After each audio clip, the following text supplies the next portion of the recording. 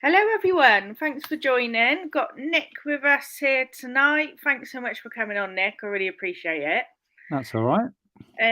So we're just gonna do like usual thing, just have a bit of a chit chat and chat with you guys in the comments as well. Now, a lot of you guys obviously know Nic. Nic's very well known in the reseller world. But Nic, just tell us like a little bit about you and what got you into reselling for people who may not necessarily know you. What got me into reselling was collecting video games back in the late 90s and discovering this thing called eBay. Initially to buy stuff for my collection, and then I found that the prices of stuff on there was way more than I was paying at boot sales. Quickly put two and two together and started selling stuff on there rather than buying it. And yeah, it's a bit of a cliche, but never looked back from then. I didn't do it full time though until I quit my job as a police officer in 2001. Okay, so you did it for like quite a while, just kind of part time then. Yeah, I built it up, learnt the ropes for a good year and a half, 2 years, I guess, until I actually went proper full time in 2002 because I went from uniform to civilian job in the police force, sorry, and then doing an office job is worse than being out on the streets in uniform. So I was like, no, I'm done. Walked out and yeah, been full time, self-employed, selling secondhand stuff in one form or another since 2002. Nice. Well done. I mean, you've obviously been doing it for like a really long time, so that's a good means you're quite successful. It proves it's possible, right? Yeah, exactly. Yeah. So where's the mustache gone? It lasted about 5 minutes, and I posted that on Instagram just to see what people would say, but no, I couldn't. It's so funny. I was really hoping you'd come on live with your mustache. I was like, please do. Yeah, I should have done. But I've only just noticed it's not there, despite talking to you for a few minutes before. I've literally noticed now that it's not there and that it's gone. Yeah. So Nic, tell us about Thrift Map. Oh, okay. I've got my life is full of things like this, designing screens, because we have been developing an app for I think it's about 18 months now. Yeah. And we have it working. All of the elements are working. We just need to iron out issues and bugs. I can't really go into it. A, because it's dull, and B, because it won't make a lot of sense to people who haven't used it. But we're designing an app that will be useful to anybody in the buying and selling secondhand world. So not just for people trying to earn money out of it, people who enjoy thrifting for their own collections or just for stuff for themselves, people who enjoy boot sales, yard sales, charity shops. Yeah. There'll be a UK-wide interactive map that you can use to find locations. You can also post locations on it. You can set up your own yard sale. You can set up a community yard sale using the app, and then it's there for everybody else to find and navigate around. And to say I was naive about how complicated that is a big understatement. Yeah. I've never coded a line of code in my life. Luckily, my business partner has, and that's what he does. I do the design and the kind of overall what it needs to do and how it needs to do it stuff. Yeah. And then other very clever people have been coding. Yeah. So that's it. And we're at a point where it's all working. We're just ironing out endless issues. Yeah. Yeah. So I guess the point will be then, so you can put in like your location wherever you are, and it will come up with whatever's kind of near you. Then you can go and find it. Yeah, that's a very good way of putting it. It knows where you are because it uses your phone's GPS, and you will appear wherever you are. So one of the beautiful things about this, when we went on holiday to Cornwall, we didn't know, because we are who we are. We always browse charity shops, and we're wandering around this town in Cornwall thinking, if we had the app here, it would know where we are and we'd be able to open it, and there would be all of the charity shops. That's the dream, right? And for launch, it will have 7,000 plus charity shops already pre-pinned. and the ability to add more. So if ones are missing from your area, you can just add them to it. And if everybody gets on board, we'll soon have the most accurate and useful database there is. And Yeah, like you say, wherever you are, if you pop out somewhere for a day and you think, I wonder if there's any sneaky little charity shops, open it up and there they are. It's not like this information is secret, but there's nowhere where they're easy to find in one place. yeah. Google Maps has them, but the information is so inaccurate, it's sometimes unhelpful. Yeah. And that's just one of the elements of what we're doing. The yard sale thing is really what we want to solve. Yeah. Yeah. It's taken over my life, this thing. It sounds good though. I definitely could have used something like that because I went to Stroud yesterday and I've never been to Stroud. And I literally just it's only a very small town centre anyway, so I pretty much found them all, but I had no idea where I was going, or I just kind of trotted about aimlessly and was like, oh yeah, there's one. Yeah. Oh wait, okay, cool, I found another one. Well, the cool thing is, I mean, interestingly, if you do go to a town, you tend to buzz around the town centre. The good charity shops often are in like little neighbourhood rover shops, or tucked away out somewhere, or around the back of a hospice somewhere. They'll have their own shops, and those tend to be the real honey holes that aren't a bit off the beaten track. They're not a chain. A few volunteers pricing stuff up, where you can find the, you know what I'm talking about, the real gems. And when we were building the database, I found charity shops within 5 or 10 miles of where I used to live that I didn't know were there, and I'd lived there my whole life. So that's how powerful it's going to be for everybody, I hope, to find the little places you were like, because you don't know what you don't know. That's the thing. Yeah, exactly. So, yeah, I just can't wait for people to use it and find out what they use it for, how they use it, and what they get out of it, Yeah. You've got a Facebook group as well, haven't you? I think there is a Thrift Map Facebook group. Yeah, we could probably find the link and put it below for people who are watching after. Yeah. That's just a place where you can keep updated before release with what's going on, and then more importantly after, with if you have problems using it, or you have a bug you want to report or anything like that, we'll be on hand on there. Yeah, definitely. Cool. Sounds amazing. I'm really looking forward to it coming out, to be fair. Just gonna jump in the chat a moment if that's okay. We've got Limelight. Only just remembered this is on tonight. Well, I'm glad you've shown up, Limelight. Well done for remembering. We've also got Sharon in. Yep, I had a great New Year. Thank you so much. Well, I was working a lot of it actually, but still, it was nice. And we've also got Vintage and Retro Lifestyle with Amanda. Chris, hi, Amanda. He's in as well. Hiya, Chris. We've got Reseller Dens in. Evening all, Happy New Year. West Lancs Flips, which is Adam. He's listening on his drive home. So thanks so much for that, Adam. Really appreciate it. And we've also got James in Bold Finds. We're good. Thank you very much. Well, hello. I'm good anyway. Don't know about Nick, but yeah, I'm good. Like I said to you before, I'm just too many things going on. It's chaos. running around like a headless chicken. We've also got Wee Piece of Union, hello, and we've got Lisa in, hello, and we've got Neil Fix It for Reselling, but I call him Leal because I once called him Lee by accident and couldn't get out of my head, so he's just Leal for me now. I don't know how he feels about that, but that's just who he is to me. Who else? We've got RS in, hello, thanks so much for joining. Everyone else saying hello as well. I can see a couple of questions near the bottom I can touch on if you want me to. I've just found one here. So, Reseller Dan's question for Nick: if you can build a community in the US, could it be used there or internationally? Quick answer, yes, and that will be the intention, but it's all going to be building blocks.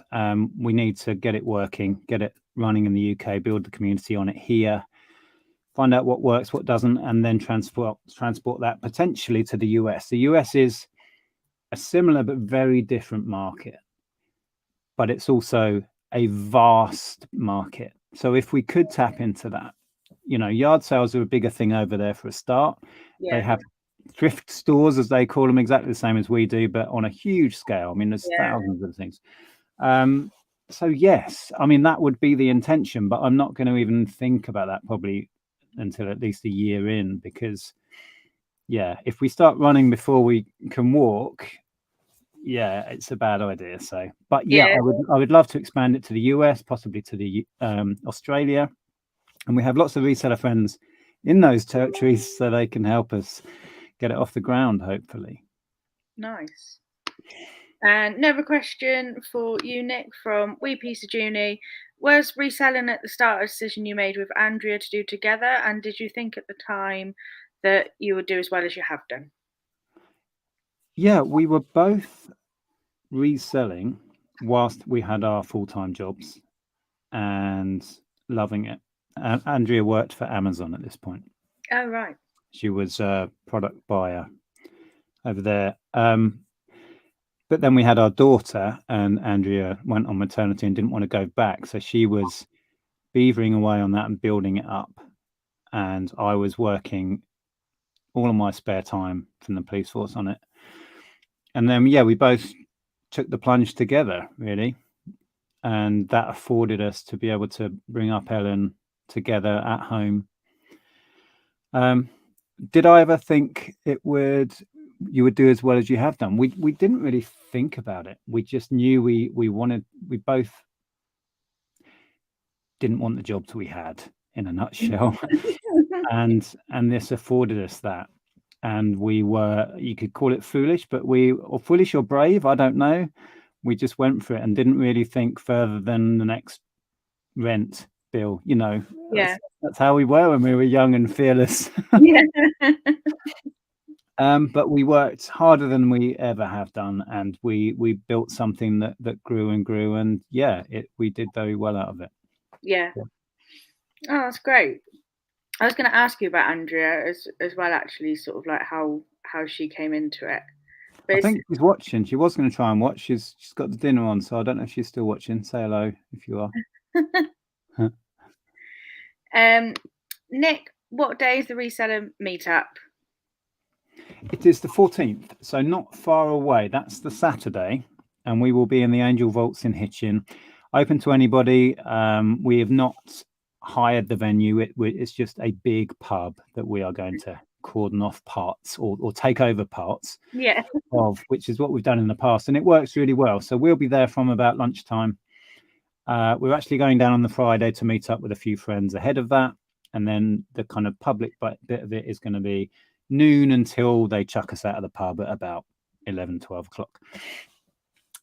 So everybody's welcome, and we're hoping to have the app available for people to look at and mess about with. Oh, that would be cool. And hopefully get some feedback. If people want to come down and have a look at it, be honest and say, don't like this, don't like that, or love this, don't love that, whatever. We're open to anything. Richard says, Secret Carper, thanks so much for joining. Just quickly scrolling down. What have I done? Sophie confused herself than everyone else, Junie. Yeah, his name isn't Leo. It's just what I call him. And Andrea's in. She's watching and cooking.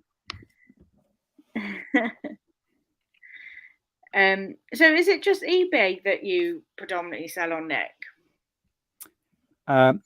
Me personally, yes, pretty much exclusively now.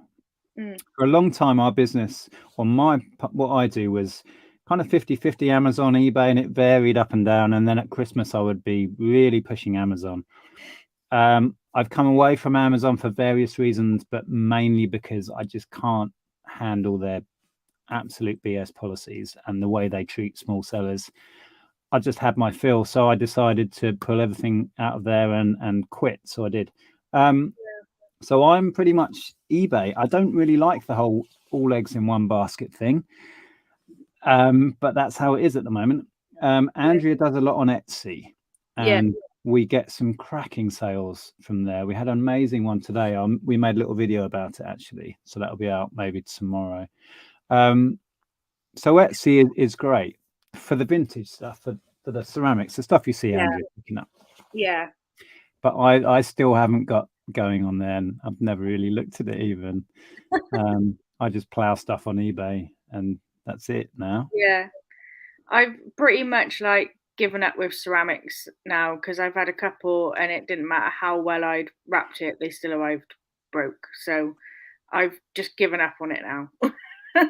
I've Yeah, decided it's just not for me. yeah, it does test your packaging skills. I Yeah. mean, I've sent out like sets of 6 glasses and whole tea sets and that sort of stuff, Yeah.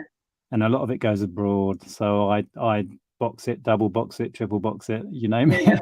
Yeah. Yeah. Yeah. I can't be doing with like the faff anymore. Like the amount of times I've like literally put probably about 3 meters worth of bubble wrap around something and then it's still like smashed. I'm Wow. just like, how? How? So I think I'm just unlucky with it and it's just not one for me now. Yeah, and that's what we all find when we do this, and it's Yeah. one of the reasons I still do media, because it's hassle-free, it's quick, it's Yeah. easy. And when we used to do clothing in a big way, that was perfect for shipping. Pop it in a poly mailer and in the post, and Yeah. you can't break it, Yeah. right? No. The Yeah, majority of my sales are like clothes, shoes, and either like games consoles or video games, that kind of thing. yeah. And it's all easy enough to do. Do you ever find that DVDs actually sell for you or not? Yeah, I still do DVDs, but as I say all the time, it's a struggle now. It Yeah. used to be the mainstay of what I did.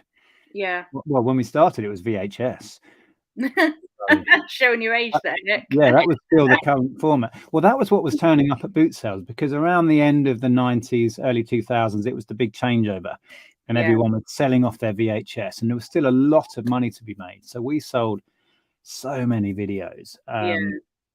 And then when it moved into DVD, they were so much more expensive new then. There was a lot Yeah. of margin still to be had selling them used. And CDs was a huge part of what we did. That was my background anyway. My Yeah. first business was a record store, well, CD store. And then, yeah, just doing music and DVDs, yeah, worked. But these days, you have to be so picky. There is still money to be made, but you need to find the gems. And Yeah. that could be 1 in 100 CDs, for Yeah. example, or more. Yeah. I think Um, you're looking more now for like collector edition kind of stuff, really, aren't you? Rather than just your average like DVD or CD or whatever. Definitely, yeah, obscure stuff that's long deleted, Yeah. or with CDs, it's singles are starting to become more and more collected, and I've been predicting that for a long time. So that's something to look at. But again, still 90% of singles are worth nothing, Yeah. you Yeah. know. So it's Yeah. about building some sort of knowledge of the bands to go for, the genres to go for, and learning what's obscure. Because it's all Yeah. very well to say obscure is good, but what does that mean? You just have to Yeah. try it and work it out. I think like vinyls can be a little bit tricky as well because there's lots of different factors to consider with them, isn't there? Like whether it's an original pressing or what, or who published it or whatever, and like, I think they can be quite tricky to I, do. it can be. You're right. And as a collector, I can see it from both sides. Mm, The big thing for me as a collector is describing accurately the condition of the record yeah, and the sleeve, and taking photos of every corner, the front, yeah, the back, close-ups of this, that, and the other. Because for me, the condition of the sleeve is half of the thing for me. That's what I'm after. It's not, I don't just want the record, I want a fine example of that. And if you're not describing every element, I don't feel confident in it.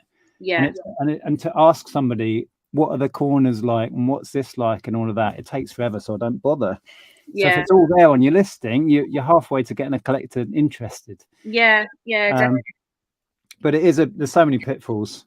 Like if you're not going to play it through, you can't actually guarantee it plays through, yeah, for yeah, example. 100%, But yeah, I do a lot of vinyl now and I enjoy it, but it can be tricky. yeah. We've also got Pete in the chat. Hello. Junie has a question for you. When did you start your collection of Depeche Mode records, and how many do you have in your collection now? Wow. Well, officially, I started when I discovered the band back in the 90s, but I sold off 99% of it all over the years. When I sold off my record player, which sounds bizarre now, but in the early 2000s, I got rid of all of that because it was all CDs of the future. Who needs vinyl? Yeah. And I got back into it, I guess, 3 or 4 years ago. And it was when I found what I had left, which was just a box of 7-inch singles. And I just instantly fell in love with the format again. And I've since bought back everything I owned and probably 10 times as much. Yeah. I couldn't even tell you how many records I have now. It's hundreds, and I've spent too much. Oh no, hundreds. I've spent hardly anything. Yeah. Yeah, she's watching. Be careful. In fact, that question leads on quite nicely, saying, "Does Andrea ever lose her temper?" She's always calmed and chilled out in her videos. Well, I think we all do. We all have a tolerance. Yeah. Up to a point, don't we? But Andrea is very calm and very thoughtful. But of course, if she lives with me, she's going to lose it now and again. Another question for you, Nick. How much do you love Nick Berry? I need to be reminded. This thing's never going to go away. I've still got this, which I managed to auction off. And then when I came to send it to Neil, bless him, he told me to keep it. Wow. You can't get rid of it then. Wasn't he in Heartbeat or something? Yeah. Yeah, he was quite big, wasn't he? Like I think I was quite young, like kid, definitely kind of under 10 maybe. But well, he came to fame in EastEnders. Oh, really? As Wixie, and then went on to do Heartbeat, and he was a big star on TV for quite a while. It's kind of into obscurity these days, but yeah, he had a brief music career that you can't get rid of now. How's the tap cave coming along? Ask James. It's frustrating because I'm waiting on something I ordered, which is very dull. It's damp proofing. But I can't really. I have to do things in order, and if I can't get the damp proofing done, I can't put the boarding up and sort out what I want to do on the floors. And if I can't do the floors, I can't do the table. If I can't, so that's been delayed, and it should have been here. I messaged him again today to find out where it is. I guess it's caught up in all the delays from Christmas and the strikes and that, but yeah, getting there. I was in there just before I came on with you, just measuring up and cutting panels and stuff. Are you still planning to turn it into like an Airbnb kind of thing as well? That is still the longer term plan. Yep. Yeah. But we set that back a year or so because we don't have the funds and we don't have all of the planning permissions. Yeah. And I figured I'd love to use it as the ultimate tap cave for a while. Yeah. Might as well. Yeah. It'd be a good space for you. Exactly. Pete had some luck with old Donna Summer CDs recently. Worth looking out for. Thank you, Pete. Interesting. I love Donna Summer. Great music. I've heard of her, but I don't think I actually know like who she is. Yeah, you'd know the songs if you heard them. Yeah. Yeah, she was a big kind of disco diva, and then went on to work with Stock Aitken Waterman, funnily enough, in the 80s, and yeah, great music. Yeah, I have heard her name, but nothing like springs to mind. But I expect if you played me something, I'd be like, oh, that's her. Definitely, yeah. So, how have you found like your Q4, Nick? I mean, a lot of people have kind of said it hasn't been like the average Q4 for them. Like, how have you found yours? Well, mine, you have to give it a bit of context because I hardly listed anything. So we've had our lowest November, December, probably since we started doing this 20 years ago. But that was for reasons outside of eBay and the postal service and all of that, which didn't help. Yeah. I mean, we put a video out sharing with the limited sales we had. We had 11, I think, at one point, INAD cases open. Yeah. The items not Is it item? No, not INED. Item not arrived. What are that? What that? Things Yeah, I know what disappeared you in the mean. post cases. Yeah. INR. That's it. Items not received. That's the Yeah. one. Yeah, I But hear when what you consider we were probably doing, I don't know, 20% of what we'd normally do, and we had yeah. 11 cases. That shows how bad it got at Yeah. one point. Yeah. I've actually been quite lucky, to be honest, because I send virtually all mine Royal Mail, because I know you do a lot of Royal Mail as well. But I only had one, I think, say not arrived. So I was quite lucky, and I think I probably sent out maybe 30, between 25 to 30. So I was very lucky. Like I had a couple of people message saying like, where is it? Yeah. And I was like, well, I don't know. You're just gonna have to wait. But then didn't hear anything again. So they must have turned up. It felt like pot luck, and I think a lot of the ones that went AWOL for us were like perhaps the same bag. So that bag got caught up somewhere Yeah, specific. Because other things we were sending were getting straight through and no problem.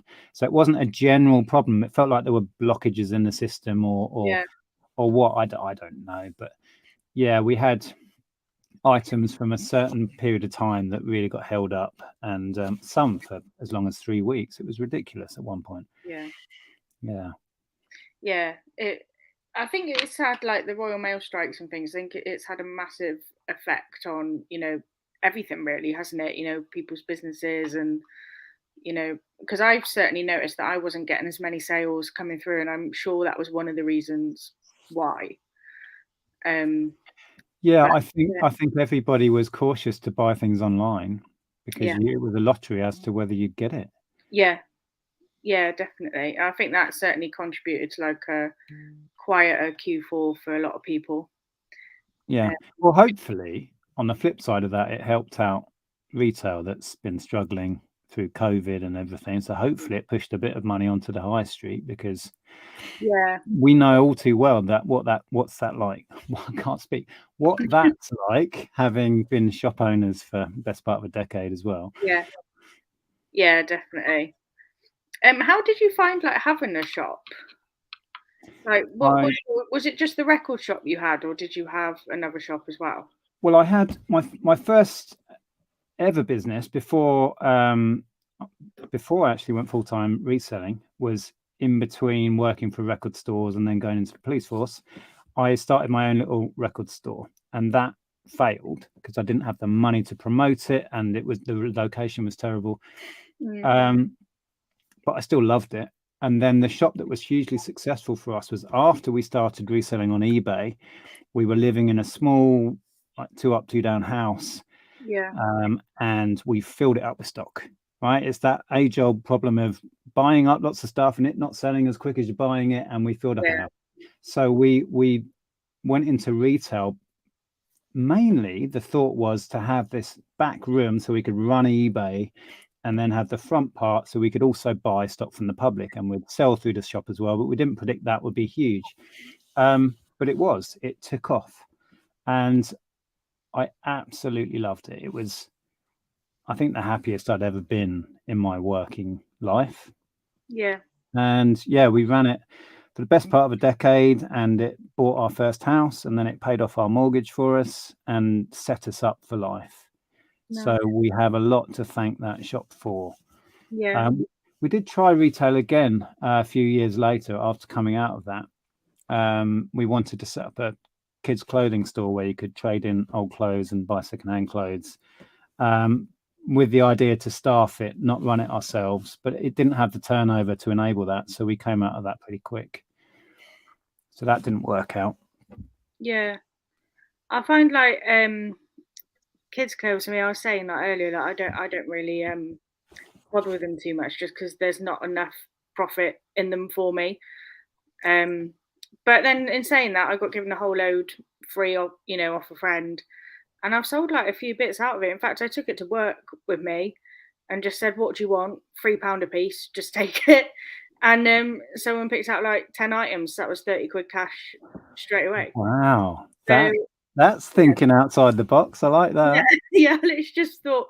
right, I know people who have kids. I'm going to take it to work. Yeah. And then, just made 30 quid cash in my lunch break. And then the rest I've just like put on eBay. I've put a couple of things in like bundles. I've tried to find what tracksuits match what, and obviously put them together, and then just put everything else on really. But Yeah. yeah, I think when you've got things that don't give you as much profit, you kind of need to think, how am I going to maximize it? How am I going to get the most out of it? But yeah, I won't start picking up kids' clothing still, though. I don't think. Yeah, it's like with just about any niche on within reselling. If you build up your knowledge, like Yeah, with kids' clothes, for example, there are certain brands, obviously, and certain things that people yeah, are always looking for. And there's the odd thing that I still pick up because I find they fly out. One is a good one, is all-in-one rain suits, muddy puddles rain suits. oh yeah, yeah, Honestly, I don't know how many times we sold them, but you put them on and they're just gone. It's like yeah, instant cash. So there's lots of little nuggets like that. It's like anything though. It's yeah, building up that knowledge, isn't it? But yeah. I hate listing clothing, so I don't tend to bother anymore. I don't mind it too much. It's it's just getting like the measurements right. I mean, the amount of times I get people who ask me like, "Oh, what's the pit to pit on this?" and you can guarantee they're probably not gonna buy it still. But yeah, I just kind of put what size it is, obviously Mm. what waist or leg or whatever, and that's it really. I can't bother to go measuring every inch of it from pit to pit, neckline to bottom, Yeah, diagonal.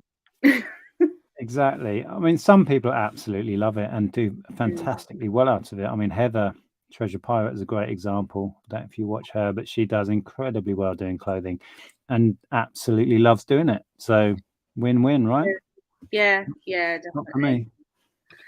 What apart from like media, Nick, what else is like your favorite kind of stuff to pick up?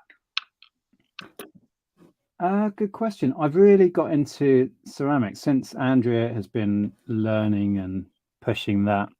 Hmm. It kind of rubs off, Well, I'm the one that packages it all up, so I Me handle a lot of it. too. And I've been learning alongside, and when we're out now, if there's a yard sale, I'm drawn to that because I know the money is there, and I sort of know what I'm looking for. Whereas in the past, I wouldn't even look at it. And I'm at the point with it where it's dangerous because I know enough to get in trouble, and buy rubbish.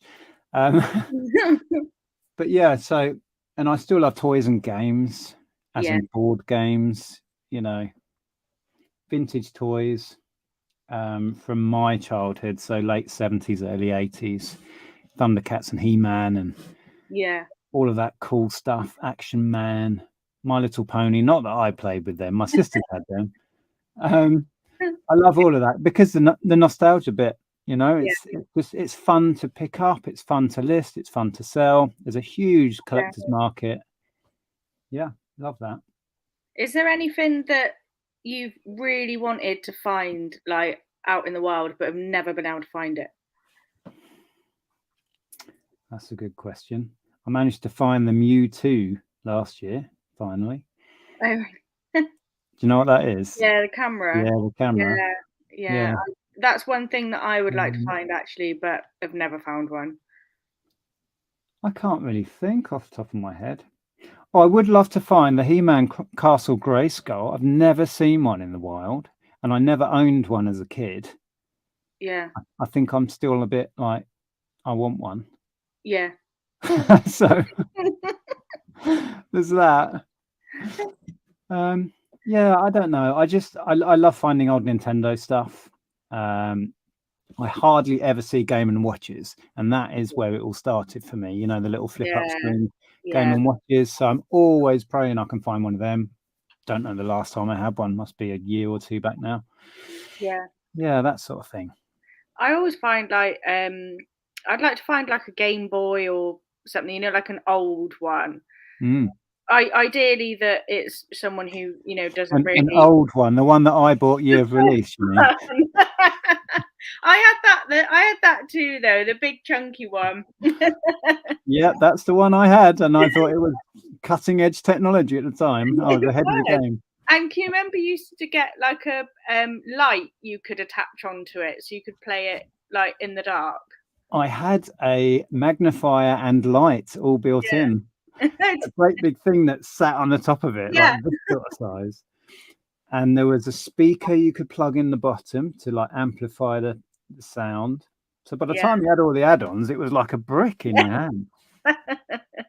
I'd like Yeah. to find like a chunky Game Boy, and ideally that, like, you know, someone is just looking to just get rid of it, and they'll just be like, "Oh, just a fiver, please," and I'll be like, "Okay then." Mhm.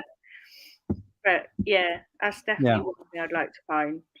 Well, interestingly, if you do see one, and even if they say it doesn't work, Yeah, or it's bashed to bits, or the screen's cracked or broken, buy it anyway, yeah, because you can sell them as they are, yeah, unworking, because people mod them, people use the yeah, parts, people use the yeah, cases, so that they have a value as a Game Boy, dead or alive, right? So yeah, grab them regardless.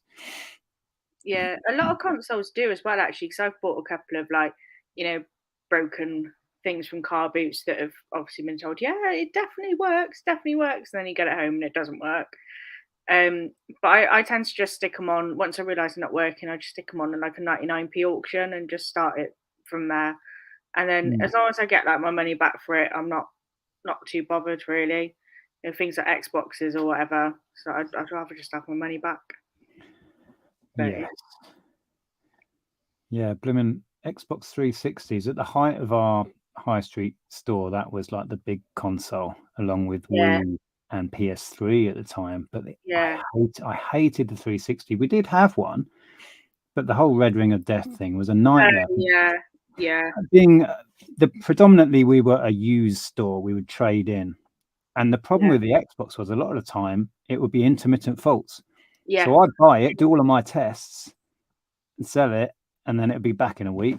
yeah. You know what I mean? They I were hated always them. just, well, they are just really flaky, aren't they? Yeah, Xboxes. They're kind of quite renowned for it. I don't know whether that's got better, like as the newer models have come out, but yeah, the I think 360 so. certainly is flaky.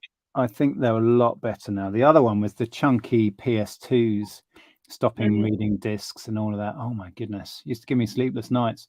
The amount of them would turn over and the amount we'd have issues with was awful. Whereas Nintendo, and Yeah, I'm a Nintendo fan, I can count on one hand how many N64s I've had not working, right? yeah, In years of buying and selling them. yeah, Yeah. yeah. No, I've always had Nintendo like since I was a kid, and it was always the more expensive console, like it always has been. But you just never get problems with them. Just never really find any problems with them. Mm. But yeah, it's all good fun. Junie says, is there anything you wished you'd found whilst out hunting for items to sell, such as a bolo item? We kind of covered that a minute ago. I've been hunting for the Mewtwo and managed to get one, like we just said. That was really nice to find Yeah, and sold pretty quick for 300. And I yeah, was pushing the envelope a bit, I thought, with that. yeah, And that was weird as well, because it was right at the end of the day. We weren't really out, trying to fill the car. We were just out for a stroll, picking up a few bits. And right at the end of the day, at a boot sale, it was still sat on a stall. It was just like, that's how does that crazy. how Yeah, does so it many happen? people would have walked past that. Yeah. That's Um, crazy.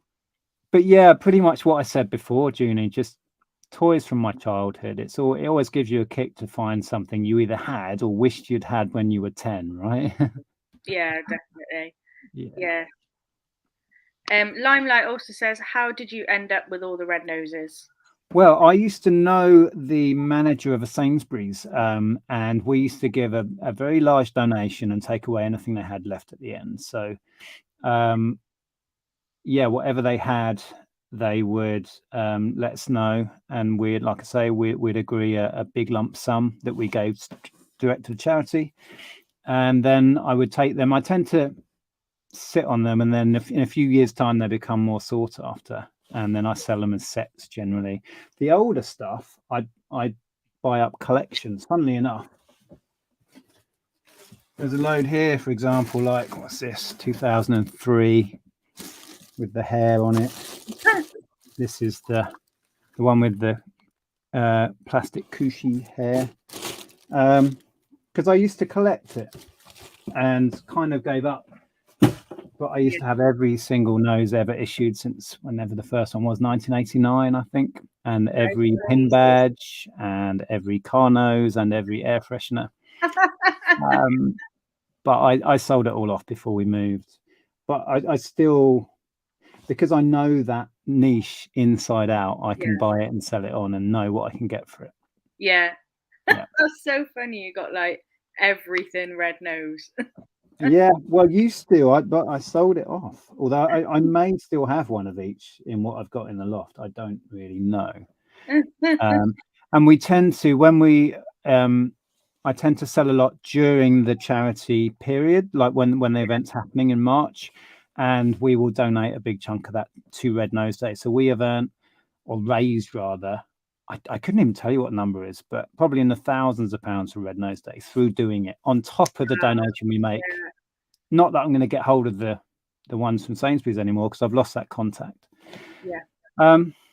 Yeah, it's a fun thing, and we still have lots of the old years ones stacked up in the loft. That's amazing. Outside of reselling, Nick, is there anything that, like, what do you like to do outside of reselling, like in your free time? Now there's a question.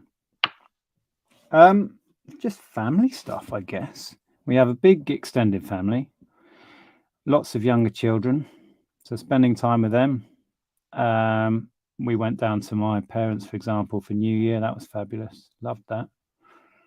Don't know, walking the dog. Yeah.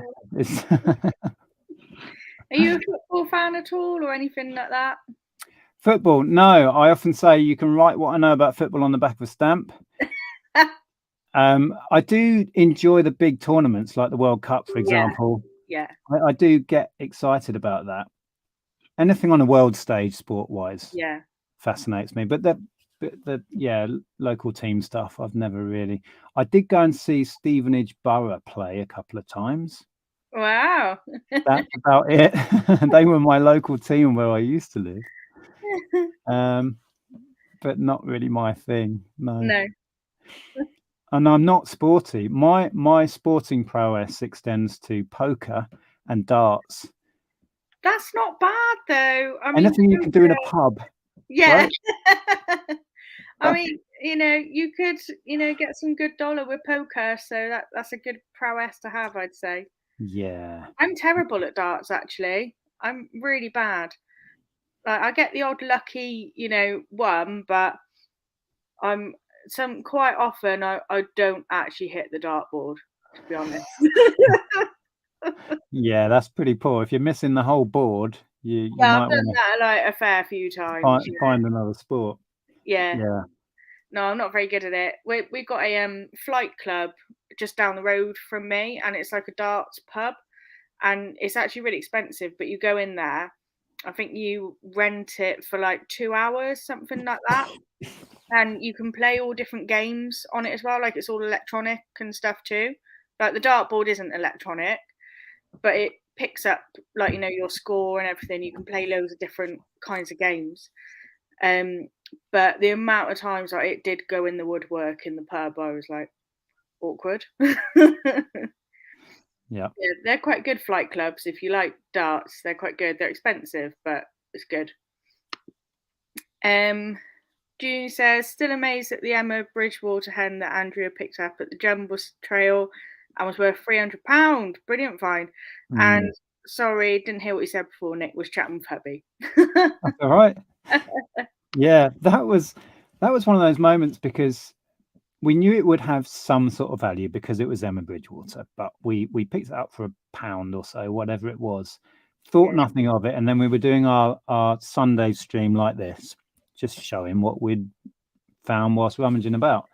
And people in the chat came back and said, oh, I think that's something special. And then we're looking it up on eBay at home and saying, yeah, that's £200 or £300 or whatever. And we're like, Yeah. really? For Yeah. this? It was like this big. Yeah. So that was a case of having enough knowledge to take a punt because we knew the Yeah. brand and it paying off. There was nothing more to it than that. Yeah, definitely. She's always flipping Mandy, poker and creating tat caves, Nick. That's Yes. There you go. That's your my CV for you. tip. And Limelight says favourite takeaway. We tend to steer towards Chinese if we get a takeaway. Yeah, I like sweet and sour dishes, Oh, I do as well. Hong Kong style stuff. Yeah, that suits me. I do like the noodles as well. Like Yeah. what do they call Like it? chow mein, stuff like Chicken that. chow mein. Yeah. But with a bit of sweet and sour over the top. Yeah. Hello. I'll tell you what, there's something about chips from the Chinese, isn't there? Yeah, It's just you're something right. about them. I And you don't know can't if keep eating them. I don't know if it's the contrast of eating them with Chinese that makes them Yeah. taste that much better. Yeah. But you're right. Yeah. There's something like about Chinese chips. And I Are they Chinese chips though? I think they're just the same. chips from Chinese. But I do like a bit of curry sauce to dip them in as well. Because Oh, there's something about Chinese curry sauce for me as well. I do like a bit of Chinese curry sauce. But no, I don't do curry sauce, and I don't do anything spicy. don't you? I can't handle it. It makes me stream from the eyes, and I can't. Really? Even mild spice. Well, you'd have to ask Yeah. Andrew about this. It's hilarious. She'll go, "Oh, this is really mild. You'll be fine with that," and I'm like, "What? Can't handle it. Can't handle it at all." Crazy, isn't it? It's crazy how different people like, some people can eat like a Scotch bonnet and then other people can't do anything. It's crazy. Yeah. Pizza's my go-to, but it's not like Domino's or Pizza Hut. Like it's got to be like a nice proper pizza. Yeah, I don't like pizza if it's really greasy. Yeah. But I a like good a pizza. sourdough base as well. Yeah, or there used to be a pub we used to go to, and they had like a pizza oven. They'd do like flat pizzas in there. They were Yeah. amazing. They did one where they do that pizza where they break an egg in the middle of it. Oh yeah, yeah. That's God, what do they call that? A Florentino, I think, or yeah, something. maybe. I had that a couple of times. Perfect. Yeah. Oh, love that. I like a Neapolitano. It's got like mozzarella, anchovies, capers, and black olives on it. That's like Okay, you lost me at anchovies, and then when you mentioned olives, no. I'll just leave. Yeah, get out. Yeah, olives are so weird. It's like it's like Marmite with that. Just like you either love them or absolutely hate them. I don't know what it is about that. I couldn't put one in my mouth. Oh no. Oh, I love it. It is quite a salty pizza with like anchovies, olives, and capers together. Like it is a very salty pizza, but it's so nice. And Junie says, I think we need to challenge Nick with a spicy dish. I just wouldn't do it. I just wouldn't be able to do it. Have you ever watched Hot Ones? It's Yeah. on YouTube. Yeah. Yeah. You'd die at that. I just couldn't. I was reading about somewhere. It's like they call certain people like super tasters, as in your taste buds are almost overactive. Yeah. So what you might get 10% of, I get 100% of, or whatever. And it's hot, properly spicy food is painful. Awful. I would actually quite like to do like a chat with someone and have like a Hot Ones set up. And just see like how far we get. I think it'd be quite funny. Because I can do like a bit of spice, but like, well, I'm not too bad, but I'm like when it gets to kind of like Scotch bonnet level, like I'm like, no way. But Nope. yeah, I can't believe like there's so many people who don't like olives. I absolutely love olives. You're dissing the olives. Andrea is a huge fan.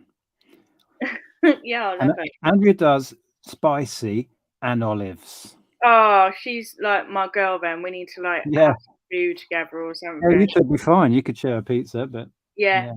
yeah. Oh no, I don't share pizza. I'm like Joey. I'm Or like not. Joey, share food. That's pretty much me. I'm like Sophie doesn't share food. Nice. Well, we've been on just under an hour now, so I think we'll start wrapping up if that's all right with you, Nick. Sure. Um, thanks so much for coming on. It's been a great chat. Pleasure. I'll try and put the Facebook thrift map link into the description as well. Yeah. Yeah, please do. Yeah, anyone's welcome over there, even if you're just nosy. Just come and have a look around, and we'll try and share updates. Not much been going on there recently because we've been super busy with house and move and Yeah, Christmas. yeah, definitely.